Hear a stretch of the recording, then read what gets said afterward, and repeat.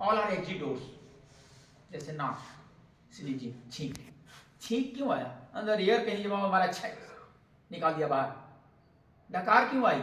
अगर ये हवा अपोजिट भागा तो कहीं रुकने नहीं देगा, सीधा बाई डकार या बाई अपान निकाल देगा। हम हैं इतने मॉडर्न हो गए हैं आज के जमाने में कि अगर छींक आ जाए, अभी बड़ी सभा में छींक आ जाए तो सॉरी, काहे की सॉरी? ये उत्सर्जन की क्रिया है। आपके मुंह पे छींक दिए तभी अभद्रता है, लेकिन हमने बचा के छींका, कोई सॉरी नहीं, काहे की सॉरी, मेरी गलती क्या है? दिस इज व्हीकल, ये अपने आप को बैलेंस करेगा। ये ऑटो मोड में चलता है हमारा शरीर, हमारा शरीर ऑटोमेटिक मोड में चलता है। इसको हम जब रोटी खाते हैं या काजू खाते हैं या बादाम खाते हैं, इसको पता नहीं अंदर जाता है तो इसको काजू बादाम का कुछ पता नहीं होता। वो उसमें एक आता तो माइक्रो न्यूट्रिएंट्स निकालेगा। अगर आंखों को विटामिन ए चाहिए तो अपने आप भेजेगा। हम चिट्ठी देके नहीं भेजते भैया आंख को विटामिन ए भेजना, दूसरा मत भेज देना। बाहर तो लिखते हैं ना, कहते समझाते हैं फोन करके कि देखो ऐसा नहीं कि इसका वाला माल उसके यहाँ चला जाए और उसका वाला माल उसके यहाँ चला जाए। हड्डियों को कैल्शियम चाहिए, हड्डियों को कैल्शियम ही प्रॉपर भेजेगा। ऑटो मोड में काम करता है, सोते जागते उठते बैठते काम करता है, हम सोए रहते तो भी ये काम करता है। हमारा शरीर 9:30 बजे के बाद रिपेयर मोड में होता है। कितने लोगों को पता है? हमारा शरीर 9:30 बजे के बाद, रात के 9:30 बजे के बाद रिपेयर मोड में आ जाता है। जैसे मेट्रो की गाड़ियां चलती है, एक टाइम आता है कि वो बंद होता है, वो वर्कशॉप में चला जाता है और वर्कशॉप में जाने के बाद उसके एक एक नट बोल्ट साफ सफाई सारा करके उसके टाइम पे फिर से वर्कशॉप से बाहर निकाल देता है, अपने शेड्यूल में चले जाता है। बस यही काम हमारे शरीर में होता है। 9:30 बजे से 2:30 बजे तक हमारे शरीर में एक हार्मोन बनता है, दैट्स कॉल्ड मेलाटोनिन।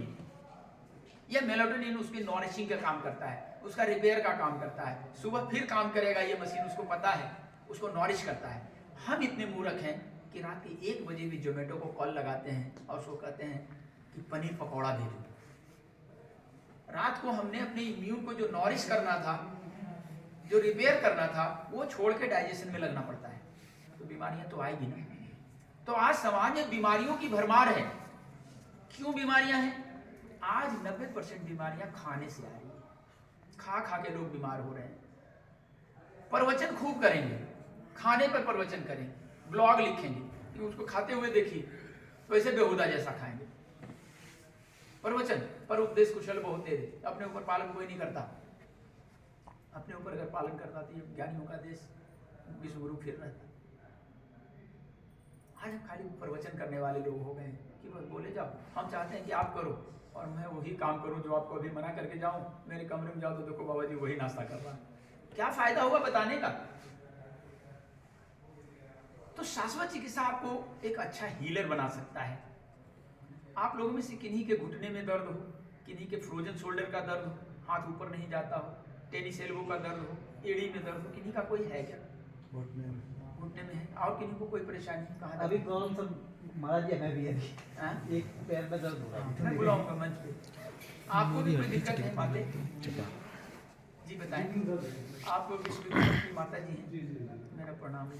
अभी विश्व दीपक और उसकी बहुरिया ही मेरी रोटी का इंतजाम कर रखी, वही हूँ मैं, साथ में हूँ। और बच्चे आए हैं, साथ में मुलाकात हुई ना? मुलाकात हुई?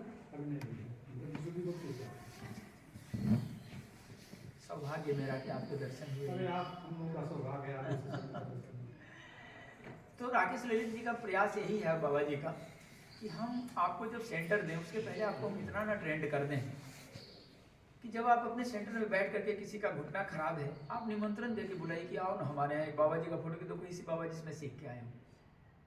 और 100 रोगी को देखिए फ्री बुला के, फ्री, कुछ नहीं देना, दवाई भी नहीं देना। दवाई मांगेगा तब दीजिएगा, क्योंकि अगर आप दवाई देंगे तो रिजेक्ट करेगा, आप नहीं देंगे तो वो मांगेगा। इसको कहते हैं क्रिया के विपरीत और बराबर प्रतिक्रिया। हम आपके तरफ बार बार जाएंगे ना तो आप दूर भागिएगा, हम आपको अवॉइड कर दें, इग्नोर कर दें, पीछे पीछे आइएगा कि चलो यार बाबा जी लगा तो था अच्छा, चला देखते हैं क्या है। क्योंकि ये प्रतिक्रिया, जब तक हम प्रकृति को नहीं समझेंगे हम बड़ा काम नहीं कर पाएंगे। क्योंकि एक एक साइकोलॉजी को समझना पड़ता है बड़ा काम करने के लिए। हमारा जो सेंटर बनेगा वो छोटा सेंटर नहीं होगा, छोटा ही बनेगा, वो बहुत छोटे रूप में होगा, लेकिन काम उसके बड़े होंगे। क्यों बड़े होंगे? तो 2 काम होगा। एक तो वो व्यक्ति जो उसको चलाने वाला, ऑपरेट करने वाले होंगे, वो एक हीलर होगा, किसी का हाथ नहीं उठ रहा है, इसको क्या बोलते हैं, फ्रोजन शोल्डर, कंधे का दर्द। जी। फ्रोजन शोल्डर का दर्द, कंधा नहीं उठना यानी कंधा फ्रीज हो जाना, दैट्स कॉल्ड फ्रोजन शोल्डर। इसको जब एमआरआई कराइएगा तो उसमें लिखेगा एडहेसिव कैप्सुलाइटिस। आधा ही अंग्रेजी हमारे भारत को बीमार कर दिया है। उसमें लिखेगा एडहेसिव कैप्सुलाइटिस।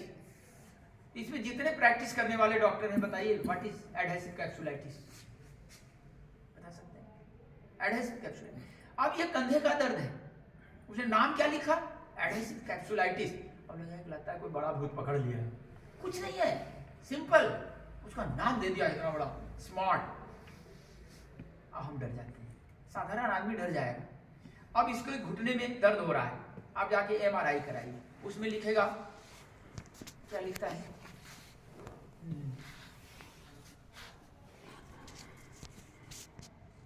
जो घुटने में दर्द होता है ना, दर्द होता है तो हड्डियां जो टूटने लगती है, लिखेगा ऑस्टियोफाइट्स।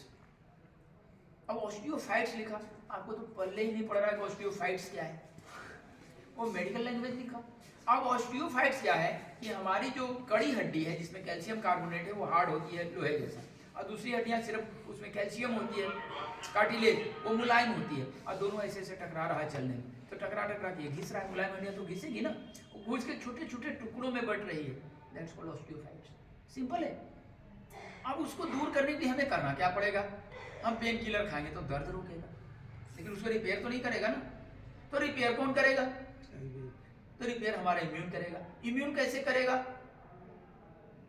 तो हार्मोन से करेगा। हार्मोन कैसे रिलीज होगा, इसके लिए जो हार्मोन चाहिए वो कैसे रिलीज होगा, ये शाश्वत चिकित्सा